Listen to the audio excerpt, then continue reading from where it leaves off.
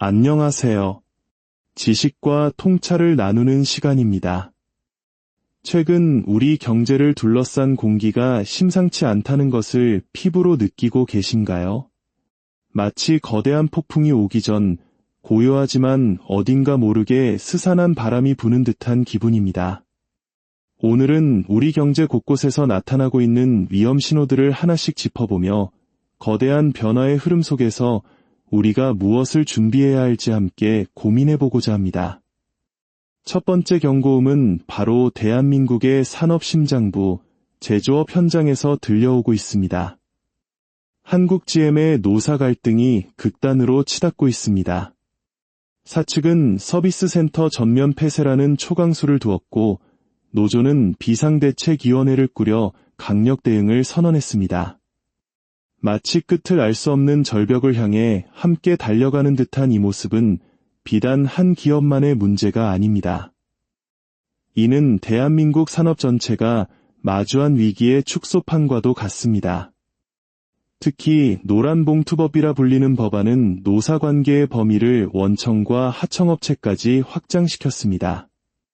이론적으로는 동일 노동에 대한 동일임금을 지향하지만 현실에서는 원청과 하청업체 간의 거대한 임금 격차로 인해 산업 생태계 전체를 뒤흔들 수 있는 잠재적 폭탄이 되고 있습니다.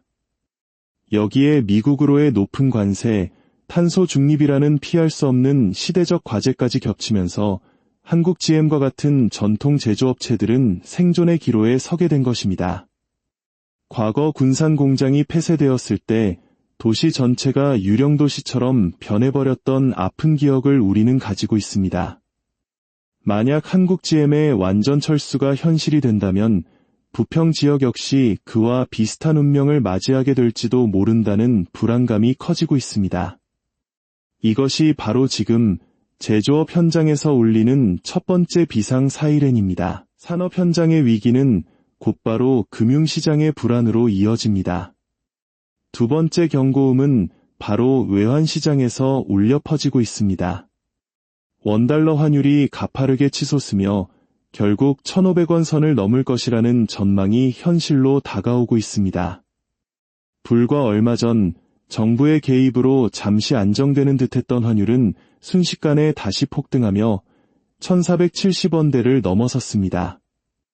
환율은 종종 그 나라 경제의 건강 성적표라고 불립니다. 외국인 투자자들이 보기에 대한민국 경제가 그만큼 불안정하다는 명백한 신호인 셈입니다. 정부가 경제를 살리기 위해 막대한 돈을 풀고 있지만 이 돈은 생산적인 곳으로 흐르기보다 원화 가치를 떨어뜨려 환율을 더욱 끌어올리는 부작용을 낳고 있습니다. 마침이 빠진 독에 물을 붓는 형국입니다.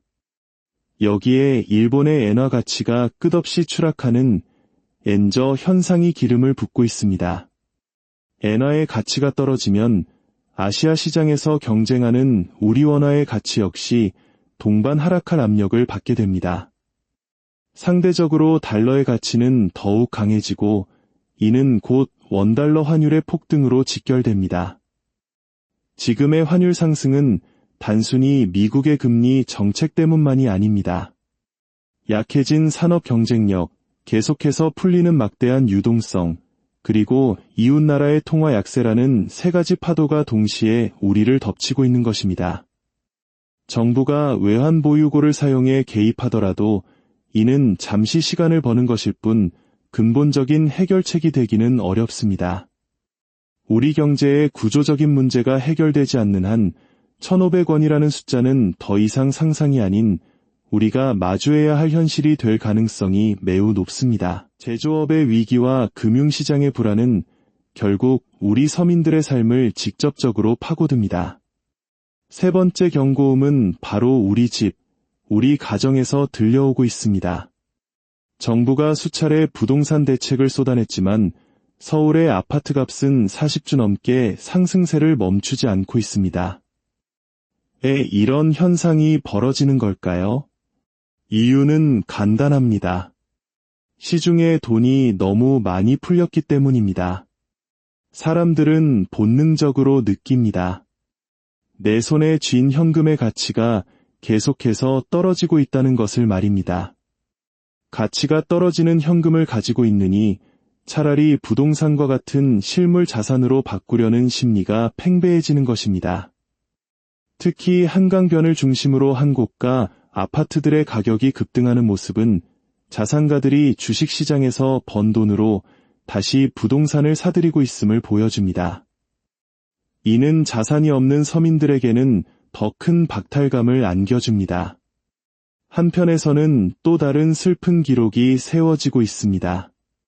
바로 워킹맘의 고용률이 역대 최고치를 기록했다는 소식입니다. 과거에는 아이를 낳고 기르기 위해 직장을 그만두는 여성이 많아 고용률이 30대에 일시적으로 떨어지는 M자 커브 현상이 뚜렷했지만 이제는 그 M자 커브가 거의 사라졌습니다. 이것이 과연 육아 휴직 제도가 잘 정착되었기 때문일까요? 안타깝게도 현실은 다릅니다. 살인적인 물가 상승으로 인해 더 이상 외벌이 소득만으로는 자녀 교육은커녕 기본적인 생활조차 감당하기 어려워졌기 때문입니다. 아이와 함께 시간을 보내고 싶은 마음을 뒤로한 채 엄마들이 다시 일터로 나갈 수밖에 없는 현실. 이것이 바로 지금 대한민국 가정의 슬픈 자화상입니다. 현실 경제의 고통이 깊어질수록 사람들은 한탕의 꿈을 꾸게 됩니다. 네 번째 경고음은 바로 가상자산 시장의 붕괴 현장에서 터져나오고 있습니다. 한때 하늘 높은 줄 모르고 치솟던 비트코인의 가격이 순식간에 대폭락하며 투자자들을 공포로 몰아넣고 있습니다. 12만 달러를 넘보던 가격이 8만 달러 선까지 무너져 내린 것은 단순한 조정을 넘어 시장의 심리가 완전히 얼어붙었음을 의미합니다. 가상자산 시장의 공포와 탐욕 지수는 현재 극단적 공포 단계를 가리키고 있습니다. 이는 마치 모두가 출구를 향해 한꺼번에 달려가는 아비규환의 상황과도 같습니다. 비트코인 채굴량이 4년마다 절반으로 줄어드는 반감기 이후에는 가격이 상승할 것이라는 기대감이 있었지만 이번에는 그 공식마저 무너졌습니다. 기업과 기관 투자자들이 시장에 들어와 안정성이 높아졌을 거라는 믿음도 허상에 불과했습니다. 공포 앞에 선 개인도 기업도 똑같은 인간일 뿐이었습니다. 비트코인의 추락은 이더리움, 리플 등 다른 코인들의 동반 폭락으로 이어지며 가상자산 시장 전체를 잿더미로 만들고 있습니다. 누군가에게는 인생 역전의 꿈이었을 디지털 자산이 이제는 한순간에 모든 것을 앗아가는 참혹한 악몽이 되어버린 것입니다. 이 모든 혼란이 비단 대한민국만의 문제일까요? 마지막 5번째 경고음은 세계 경제의 중심, 미국 시장에서 들려옵니다. 인공지능 칩의 선두주자인 엔비디아는 모두의 예상을 뛰어넘는 어닝 서프라이즈를 발표했습니다. 당연히 주가는 폭등해야 마땅했지만 현실은 정반대였습니다. 놀라운 실적 발표에도 불구하고 엔비디아의 주가는 오히려 폭락했습니다. 시장은 좋은 실적보다 매출 채권이 늘었다는 작은 불안 요소에 더 크게 반응한 것입니다. 이는 미래에 대한 불안감이 시장 전체를 지배하고 있다는 강력한 증거입니다. 고용지표 역시 마찬가지입니다. 일자리는 늘었다는데 동시에 실업률도 몇 년 만에 최고치를 기록하는 서로 모순되는 신호들이 투자자들을 극심한 혼란에 빠뜨리고 있습니다. 이처럼 한치 앞을 내다볼 수 없는 불확실성은 기술주 중심의 나스닥부터 대형주 중심의 다우 지수까지 미국 증시 전체를 급락시켰습니다. 오늘 우리가 살펴본 5가지 경고음은 서로 다른 곳에서 울리는 듯 보이지만 사실은 모두 연결되어 있습니다. 광양의 철강 산업위기는 원화 가치에 영향을 미치고 불안한 환율은 서울의 아파트 값을 자극합니다. 현실의 팍팍함은 사람들을 가상자산 시장으로 내몰고 그 모든 혼란의 배경에는 세계 경제의 불확실성이라는 거대한 그림자가 드리워져 있습니다. 이러한 신호들을 아는 것은 공포에 떨기 위함이 아닙니다. 다가올 파도의 높이를 가늠하고 더 지혜롭게 생존을 모색하기 위함입니다. 거대한 전환의 시대, 우리 모두에게는 냉철한 이성과 현실을 직시하는 용기가 그 어느 때보다 필요한 시점입니다. 여러분의 생각은 어떠신가요? 부디 오늘의 이야기가 여러분 각자의 삶에서 지혜로운 길을 찾는데 작은 등불이 되기를 바랍니다.